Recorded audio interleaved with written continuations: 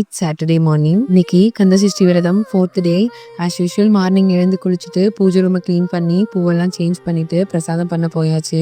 இன்னைக்கு முருகனுக்கு பிரசாதமா பாயசம் தான் பண்ணியிருந்தோம். இந்த பாயசம் பண்றதுக்கு ஃபர்ஸ்ட் ஒரு பேன்ல கீ சேர்த்துட்டு 1/2 கப் ஜவ்வரிசி ஆட் பண்ணி ரோஸ்ட் பண்ணி தனியா எடுத்து வச்சுக்கலாம். இப்போ அதே பேன்ல மறுபடியும் கொஞ்சம் கீ விட்டு 1/2 கப் சேமியாவை சேர்த்து ரோஸ்ட் பண்ணி எடுத்துக்கலாம். ரோஸ்ட் பண்ண ஜவ்வரிசி சேமியா ரெண்டுத்தையுமே சேர்த்து குக் பண்ணி வச்சிடலாம். ஒரு பாத்திரத்துல 3 டேபிள் ஸ்பூன் சுகர் ஆட் பண்ணி சிம்லேயே வச்சு கேரமலைஸ் பண்ணி எடுத்து வச்சிடலாம். அதுலேயே 1/2 லிட்டர் மில்க் ஆட் பண்ணி மிக்ஸ் பண்ணி விட்டுக்கலாம். மெல்ட் ஆக ஆக கோல்டன் பிங்க் கலர்ல வரும். அது கொதிச்சு பாதியா குறையிற வரை குக் பண்ணிக்கலாம். இதளவு குக் ஆகி வந்ததும் அதுல நம்ம வேக வச்சிருக்க ஜவ்வரிசி அப்புறம் சேவியா ரெண்டுத்தையும் சேர்த்து மிக்ஸ் பண்ணி விட்டுலாம். ஸ்டேஜ்ல சுகர் பத்தலைன்னா டேஸ்ட்டுக்கு ஏற்ற மாதிரி சுகர் ஆட் பண்ணி மிக்ஸ் பண்ணிக்கோங்க. ஃபைனலா ரோஸ்ட் பண்ணி வச்சிருக்க நட்ஸ் தூவி இறக்குனா கேரமல் பாயாசம் ரெடி. ஸோ நார்மலா பண்ற பாயாசத்தை விட ரொம்பவே டேஸ்டா இருக்கும். ட்ரை பண்ணி பார்த்துட்டு எப்படி இருந்ததுன்னு கமெண்ட்ஸ்ல சொல்லுங்க.